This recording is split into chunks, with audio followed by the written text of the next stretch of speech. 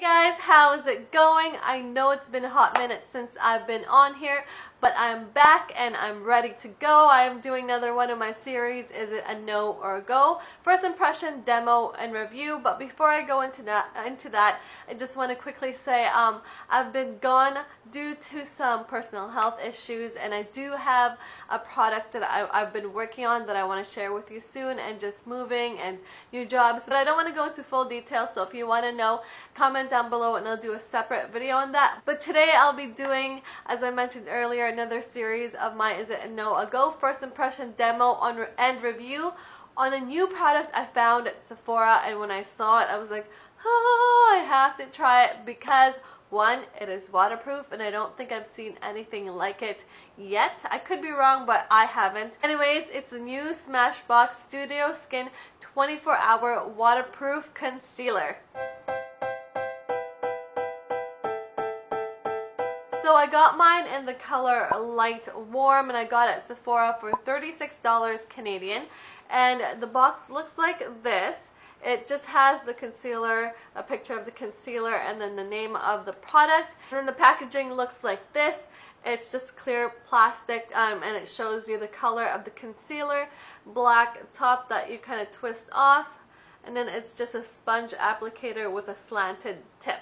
So as usual, what I like to do is read the claims of the product. So I'm just going to read it off the box. It says that this waterproof hydrating concealer was created in our LA photo studio to flawlessly camouflage imperfections and last through an all-day shoot. It says no settling, creasing, caking, or streaking, medium to full buildable coverage, light diffusing spheres, blur imperfections, sweat, humidity, and transfer resistant, and oil free. It says to use, apply anywhere, including under eye. So my under eye area is really dark, so that's where I'll be testing it out today. Anyways, I'm so excited because I'm back and making this video for you, and also because I want to try this concealer out so badly. So I won't ramble on, let's just go and jump right into the demo.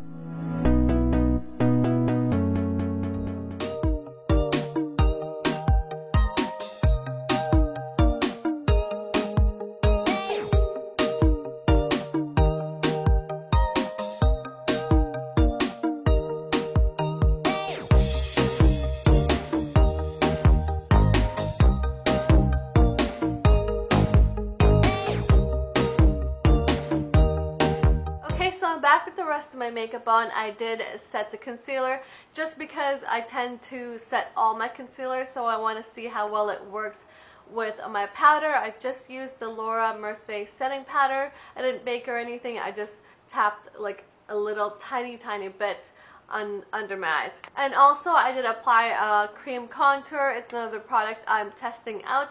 It's by Maybelline. I will probably post that video after this one, so stay tuned. And what else did I do? I also just set the rest of my face with powder, so that's pretty much it. Now let's go on to first impressions.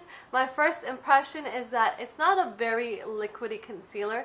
I think it has more of a thick consistency. It reminds me of MAC Pro Longwear, but the difference I noticed right away is I feel like it's a lot more moisturizing than the MAC Pro Longwear. And I guess another first impression is that I feel like it did not crease at all after applying it. And right now, I don't think it looks like it's creased at all as well. So far, so good. But I do want to test it out a bit longer because it does claim 24 hours, or that it wears for 24 hours. So right now, it is 10:49 in the morning. So I'm gonna do some errands, and I'm also gonna test out if it's waterproof. I'll probably put some on my hand and then run it through the water and then try and rub it off to see if it's waterproof. But yeah, I'm just gonna run some errands and then I'll be right back. So it's now 6:29 in the evening. I just finished hitting up the gym.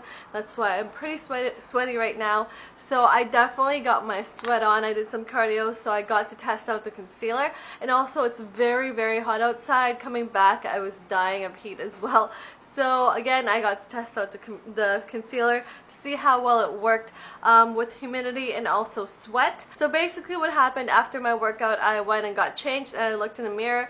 I didn't really know what to expect, but then I looked and seriously, the concealer was gone. I don't know if the camera's picking it up, but right around here, you can barely see any concealer, and then right here there was still some, but now I feel like my dark circles are definitely starting to show.